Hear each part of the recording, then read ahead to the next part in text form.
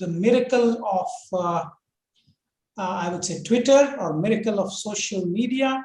And to chair this session, we have our very own Dr. Anupam Singh, Assistant Professor in the Department of Gastroenterology, and Anuraag Jena, who is our senior resident and kind of a mini Twitter star. So I welcome you both as chairpersons, and please start the session. Thank you. Thank you, sir, for letting us chair this session. So I welcome all. And this session, for this session, we are having a talk that is very much important: how to impart the education using the social media, how to use at its best the social media. And on this topic, none other than Dr. Aline Charabaty will herself deliver the talk. She is a clinical director of gastroenterology in Sibley Memorial Hospital and director of inflammatory bowel disease center at Sibley Memorial Hospital, as well as she is working as assistant professor in Johns Hopkins Medicine, US. So over to you, Dr. Aline. Hello, good morning. It's the morning here, the afternoon there. I'm so excited to be here and to share with you the work we've done on social media. And the success of this work is really a global success because of participants like you sharing their experience and expertise with us on social media. So let me just share my screen. And I'm really excited to be following Tina Omprakash, who I met actually on Twitter. I admire her work and I learned so much from her in terms of patient perspective and the unmet needs of patients. So I'm really excited to be following such an eloquent speaker. So what is this data of social media use in India? This is really interesting data showing that since 2015, social media use have been increasing in India. And it's projected that in the next few years, more than 400 million people will be using social media. And Twitter accounts for 17% of all social media use in India. How about healthcare use and patients seeking healthcare information? This is again a study of different cities in India, and what the survey show is that around more than 50% of the surveyed respondents said that we should be able to share medical information on social media. And what respondents are looking for on social media are disease-related information, but also information on medication. So it's important for us as clinicians, as physicians, to have a presence on social media to deliver accurate information, fight misinformation, and educate our patients and our colleagues and learn ourselves.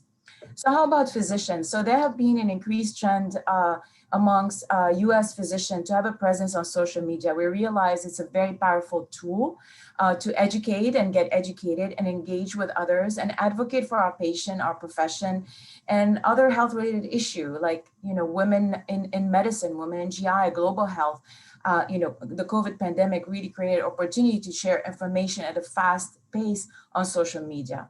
And when you educate and advocate and engage with others in a generous way and in a way that you amplify and empower others, you really create an opportunity to network with global clinicians and experts and patient advocate and GI societies in a way that's unprecedented and in a way that really gets you out of the limitation of your geographic area.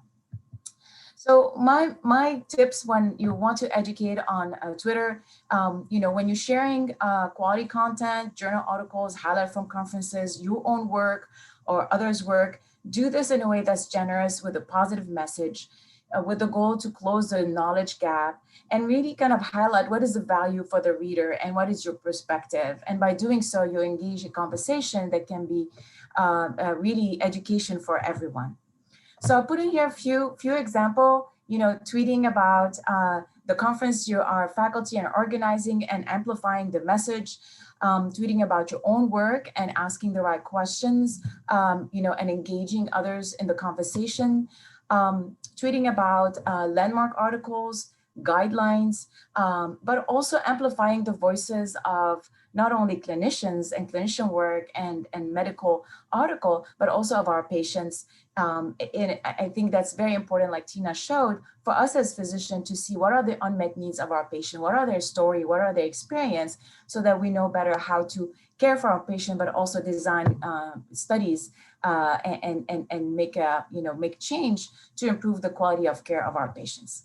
So this is really the idea behind Monday Night IBD, because we have here on Twitter an open platform where we can exchange expertise and experience and knowledge globally, and where we can look at real life case scenarios. So on Monday Night IBD, we start the conversation with a clinical vignette and a poll. The reason it's a clinical vignette is because we don't have two patients with IBD that are the same. Every patient comes with their own social and medical history and concerns and goals. And it's important for us to see how can we adjust or adapt the data of the study and trials to real life case scenario, to our real life patients. And this is really an open platform where we are enriched with a global discussion and a multidisciplinary discussion, where gastroenterologists, surgeons, dietitians, psychologists, pharmacists, patients engage in that conversation. So this is an example of topics we have addressed and many more, but really to highlight the fact that we have leaders of the conversation from different background and different area of focus. You know, we talked about how to prevent Crohn's after surgery, the use of complementary medicine and IBD, how to approach a patient with pouchitis.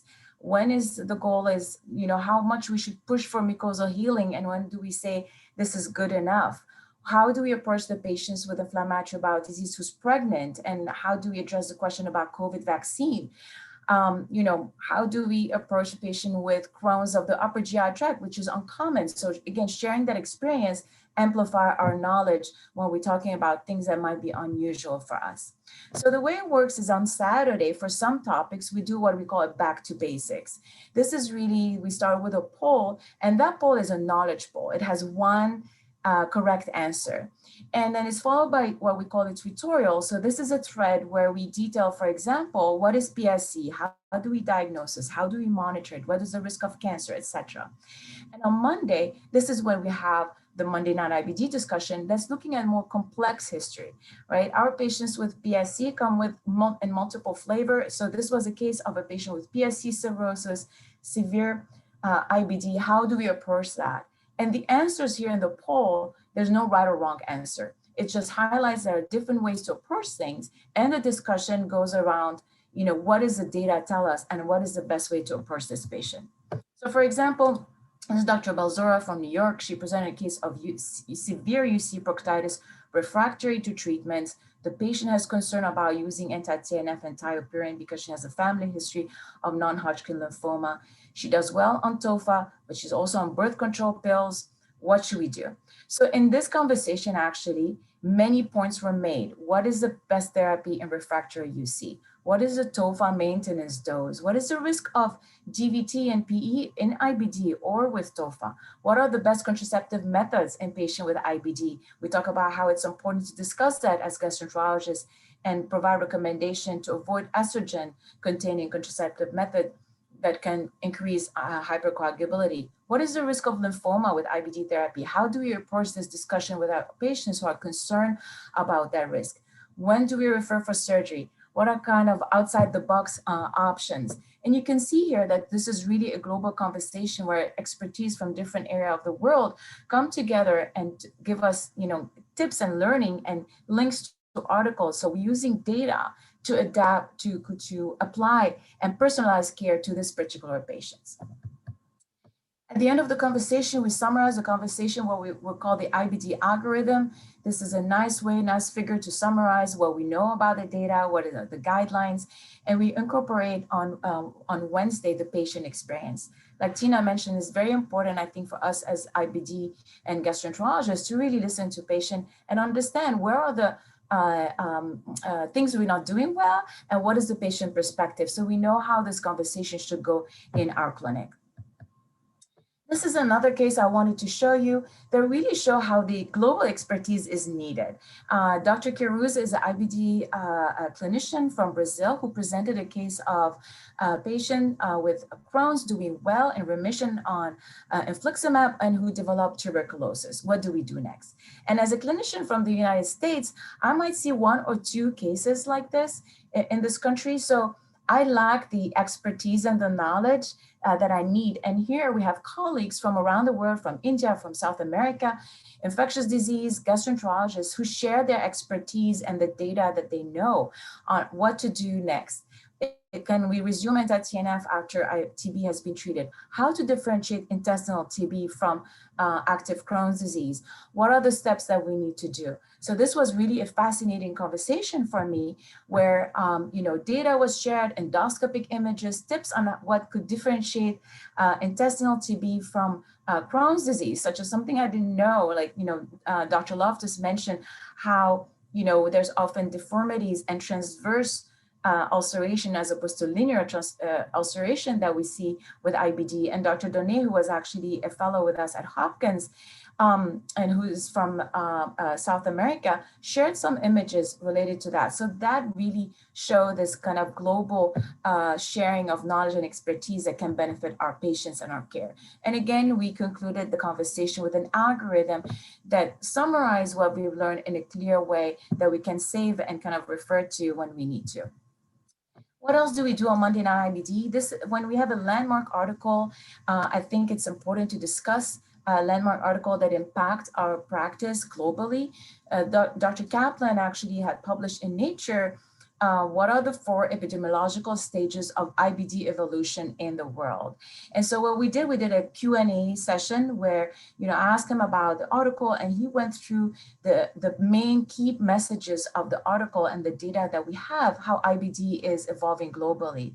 And you can see how it triggered sharing knowledge and conversation from countries where the IBD is emerging and people are sharing their experience and how the IBD could be different in terms of epidemiology and risk factors in different countries where there's now emergence of IBD. Whether it's China, India, South America, it was important to share this experience for all of us to learn.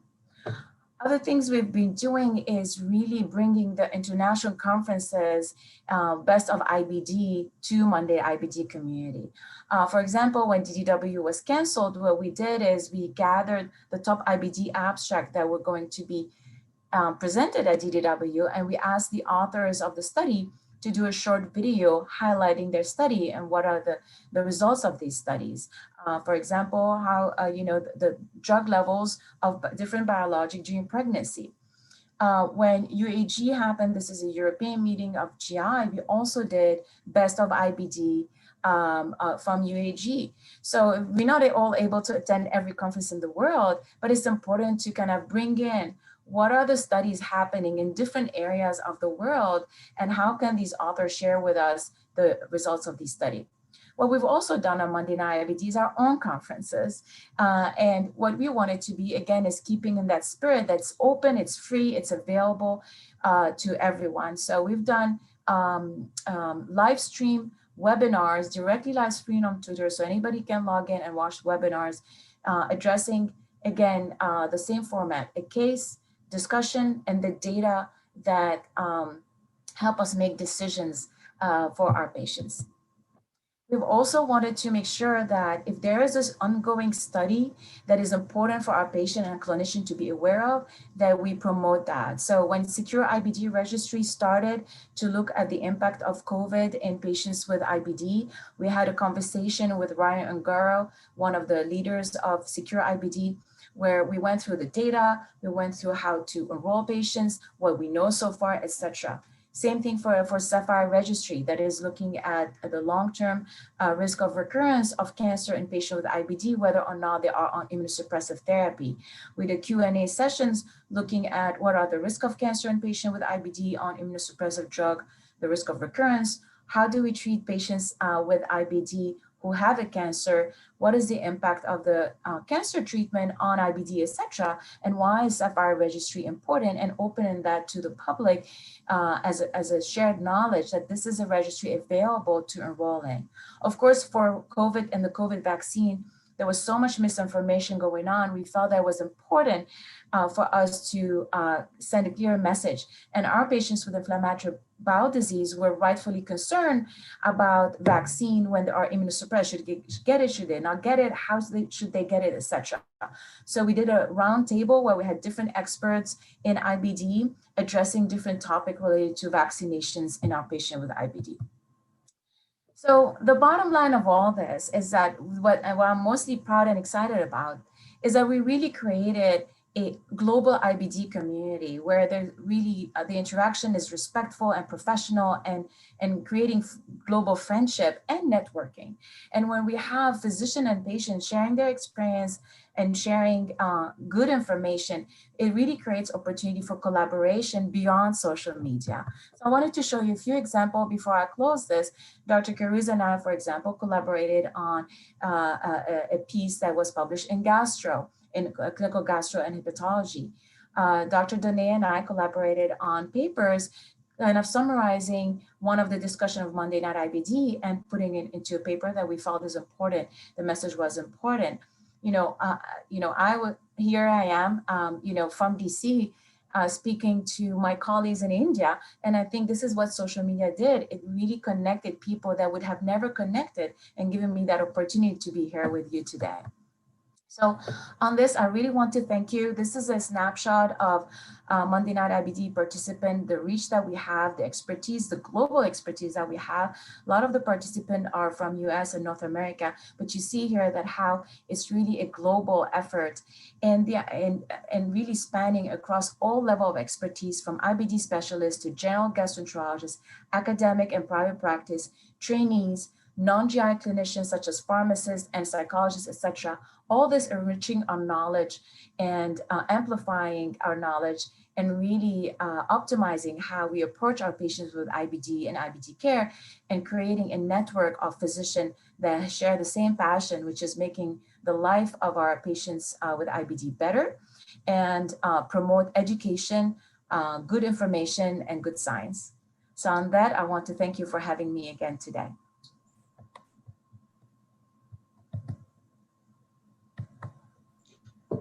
Thank you for this excellent talk. Monday IBD has been a revolution in connecting physicians, astrologists, and patients in IBD care.